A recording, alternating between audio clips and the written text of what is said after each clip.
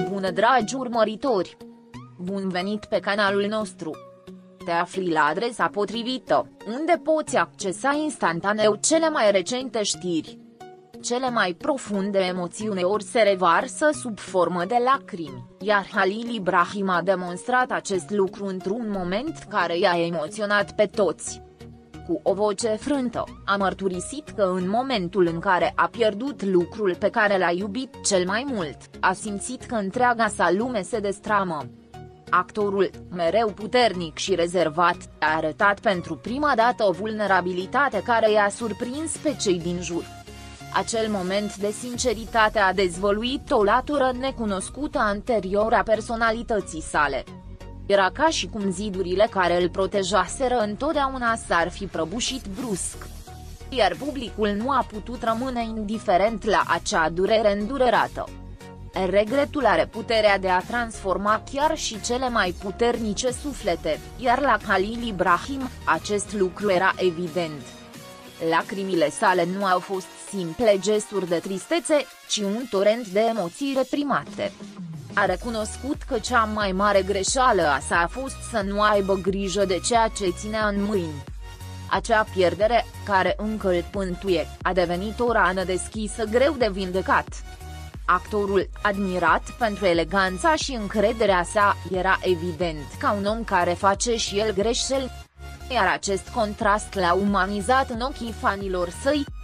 Cel mai frapant lucru a fost modul în care a descris acel moment de prăbușire. În momentul în care l-am pierdut, lumea mea s-a prăbușit, a repetat el cu o onestitate brutală. Era evident că a vorbit din cauza unei dureri profunde, dintr-o rană care încă sângerează. Nu a fost un discurs pregătit, ci o mărturisire născută din disperare. Chipul său reflecta neputința cuiva care voia să dea timpul înapoi. Acel moment a fost gravat în memoria celor care l-au ascultat. Tăcerea care a urmat cuvintelor sale a fost la fel de elocventă ca mărturisirea în sine. Nu a fost nevoie de alte explicații, pentru că mesajul era clar. Iubise, pierduse și plătea prețul pentru greșelile sale. Lacrimile lui au vorbit pentru el, spunând o poveste de regret mai puternică decât orice declarație. Cei prezenți l-au privit, fără să îndrăznească să-i întrerupă revărsarea. A fost ca și cum ai fi fost martorul sufletului gol al unui om. Și acel moment a devenit un simbol al fragilității sale. Mărturisirea lui Halil Ibrahim nu numai că a atins inimile, dar a stârnit și dezbateri. Ce a pierdut el cu adevărat? O iubire, o prietenie, o oportunitate? Incertitudinea a făcut ca fiecare spectator să încerce să completeze povestea cu propria interpretare. Singurul lucru asupra căruia toată lumea a fost de acord a fost sinceritatea absolută a cuvintelor sale. Halil Ibrahim nu căuta să genereze milă, ci pur și simplu să elibereze greutatea pe care o purta în interior. Și, făcând acest lucru, s-a conectat cu mii de oameni care simțiseră cândva la fel. Regretul este un sentiment universal și poate de aceea mărturisirea sa a fost atât de puternică. A vedea un om de succes și admirat care își recunoaște vulnerabilitatea a deschis un spațiu pentru empatie colectivă.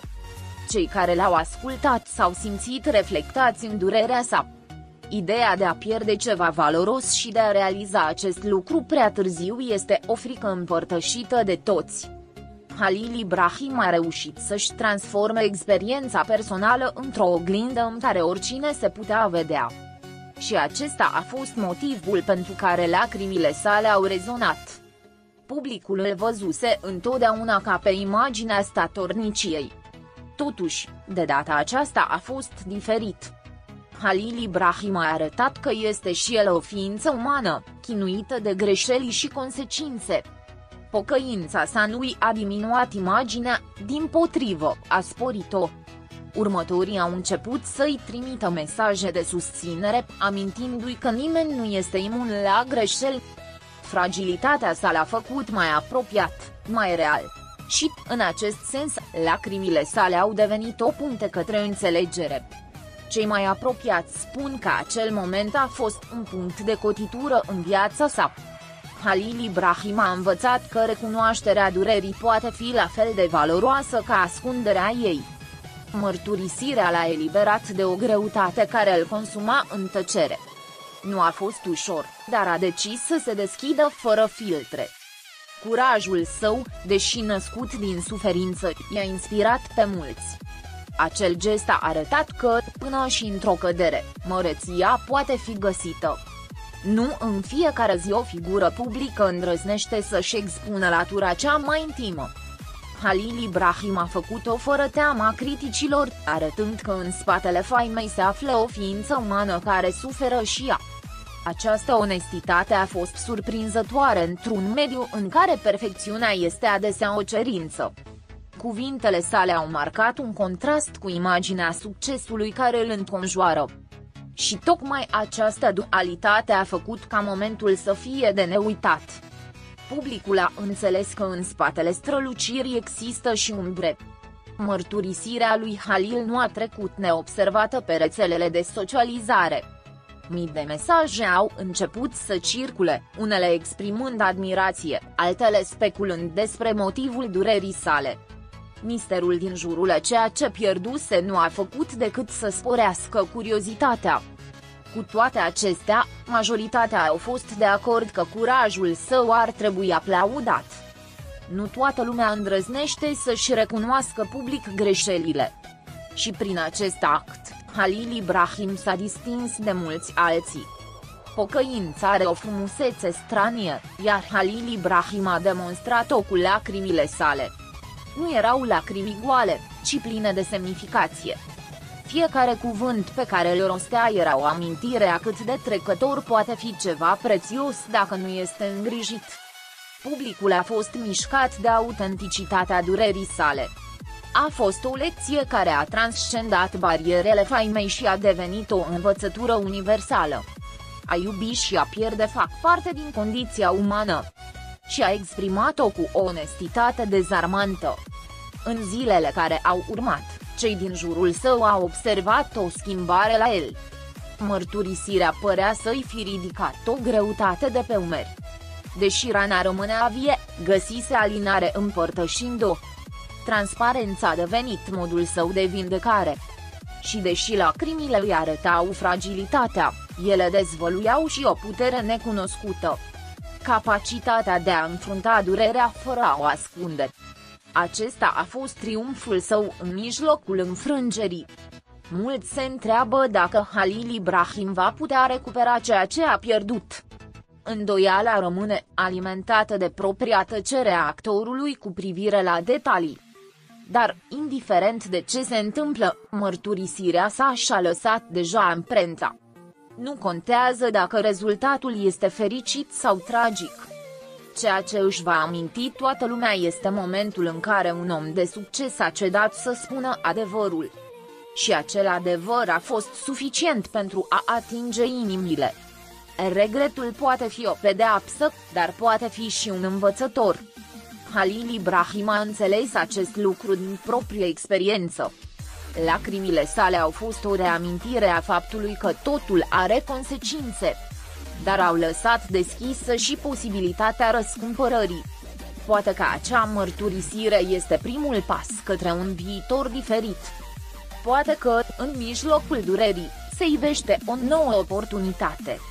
Această speranță este cea care menține lumina reflectoarelor asupra lui. Publicul, departe de a-l judeca, s-a adunat în jurul lui. Mesaje de încurajare, cuvinte de mângâiere și manifestări de afecțiune i-au umplut rețelele de socializare. Durerea lui Halil Ibrahim s-a transformat într-o legătură cu urmăritorii săi.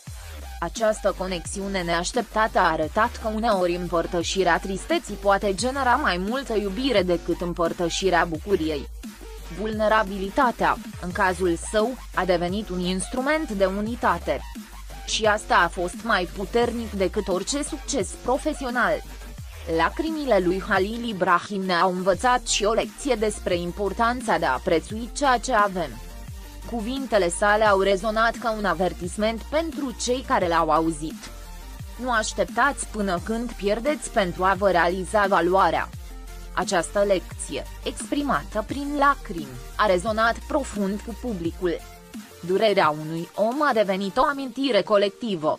Și în acest sens, experiența sa a transcendat personalul pentru a deveni universală. În timp, lacrimile sale ar putea fi amintite ca un punct de cotitură în viața sa. Poate că acel moment îl va ajuta să reconstruiască din ruine. Ceea ce a pierdut s-ar putea să nu se mai întoarcă niciodată, dar puterea pe care a arătat-o va rămâne ca o moștenire. Regretul nu-l va defini pentru totdeauna. Va fi doar un capitol din povestea sa. Ceea ce urmează va depinde de modul în care va reuși să transforme durerea în învățătură.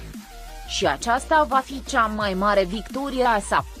Impactul mărturisirii sale dovedește că autenticitatea nu trece niciodată neobservată. Halil Ibrahim nu a încercat să fie un erou sau o victimă. El a fost pur și simplu el însuși, cu toată durerea și vulnerabilitatea sa. Această onestitate l-a făcut mai ușor de înțeles și mai uman.